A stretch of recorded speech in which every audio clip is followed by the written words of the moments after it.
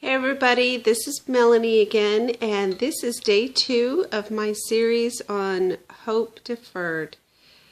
Yesterday I talked a little bit, maybe actually a lot, more in depth about hope deferred and what that really means in our lives, about how painful it can be when you're pursuing a goal and a dream and it gets put off, maybe even many, many times.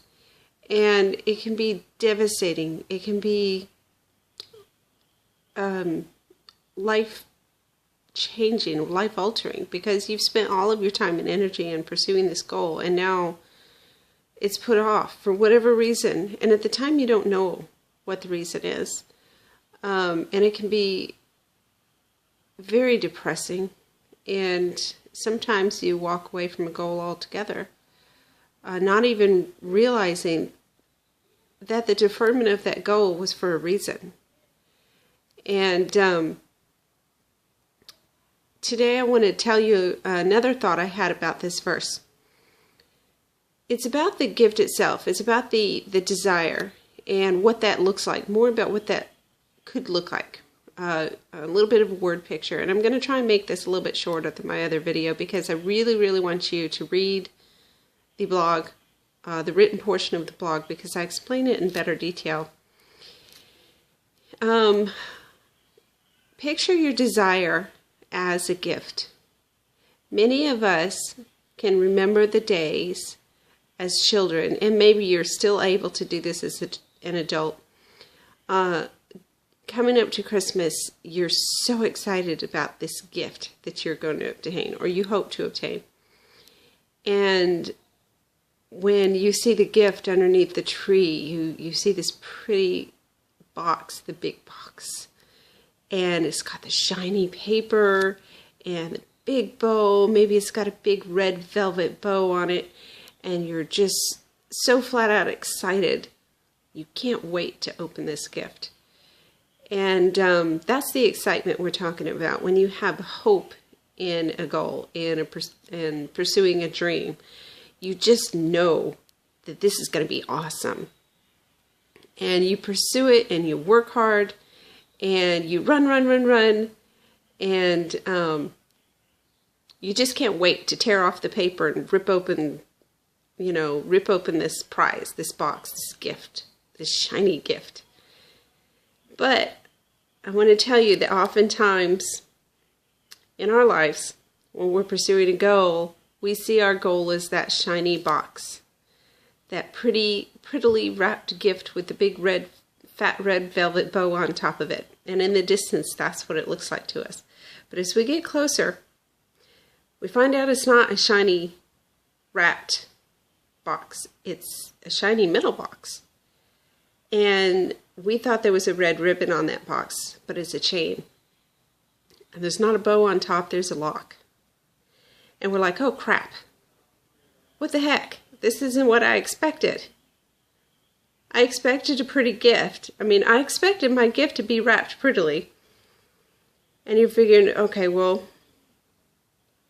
it doesn't look like I thought, but I know what's inside of it is worth it. So you're like, okay, there's got to be a key here somewhere. Give me the key. There's no key. And there's no hole. It's a combination lock. Really.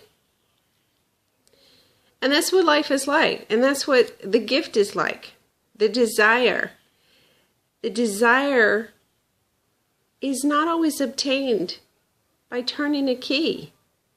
The desire, the goal, the dream that you're pursuing many times, most times in life, is obtained only after finding the right combination to unlock it. And that combination is different for everybody, for whatever goal that you're pursuing. Sometimes the combination is very similar, like we all know with network marketing or with sales, with opening a business. There are certain steps that you have to follow, or it's definitely going to fail. But there are also other little tweaks that you have to find out work for you. And it's like, turning the little dials on the combination. You turn it to number 1 and that didn't work. Number 2, that didn't work.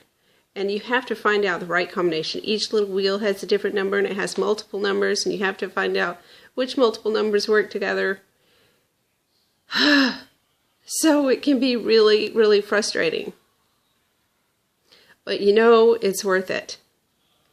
And then you find clues. And then you get even more excited. Your hope is really being renewed again. And you know that this combination can be unlocked. And so I really encourage you that when you come upon, you get closer and closer to your goal. Sometimes it gets harder. Sometimes you find out the closer you get to your dream, there's something else you didn't know that you have to learn.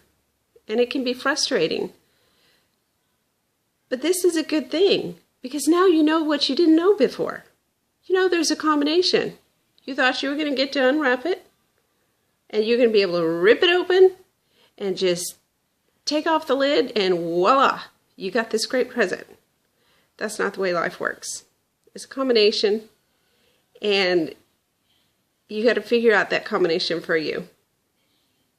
But you know now, if nobody's ever told you this before, by the way, success gurus like to sell you on the concept that success, there's this one key to success. I guarantee you there's not one key, because the lock doesn't have just one key to it.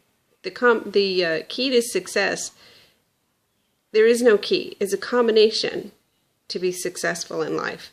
And all of those who have been successful know that. All of the entrepreneurs, the millionaires, the billionaires, all of those who have successfully pursued any dream, whether it's running the 4-minute mile, whether it's going to the Olympics, there was a combination of activities, disciplines, attitudes that they had to learn and master to be the best at what they do. So I encourage you to think about your gift and your goal as not just this pretty shiny present with a red bow on top of it. It's more like a treasure box with a combination lock that you have to find that secret code. And each time you find one part of that code, you're that much closer to unlocking it. And far from being frustrated by this knowledge, be encouraged. Because today, you know something you didn't know before. There is no one key to success. It's a combination. Talk to you tomorrow.